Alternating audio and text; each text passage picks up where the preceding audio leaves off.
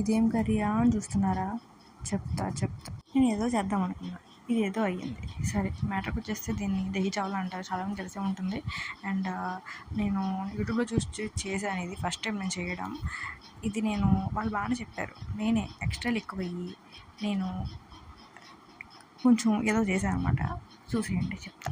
ఇలా అన్నీ పోపు పెట్టేసుకున్నాక కరివేపాకు వేసేసి ఉప్పు, కారం, మసాలా అంటే కొంచెం అల్లం వెల్లుల్లి పేస్టు, కొంచెం నేను ధనియాల పౌడర్ వేసాను.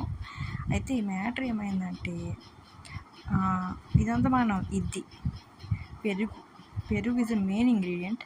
ఈ పెరుగులా తీసుకుని వేసుకోకుండా నాకు కొంచెం ఎక్స్ట్రాలు ఎక్కువ అయ్యి పెరుగులో నీళ్ళు వేసేసి దాన్ని మజ్జిగ చేసేసి అలా వేసేసాను అనమాట. ఇక్కడే అయ్యిందనమాట మొత్తం ఫ్లాపు. పెరుగుని తీసినట్టు పెరుగు అక్కడ వేయాలి, నేనేం చేశాను, పెరుగులో వాటర్ వేసి చేశాను, అది మొత్తం ఫ్లాప్ అయ్యింది.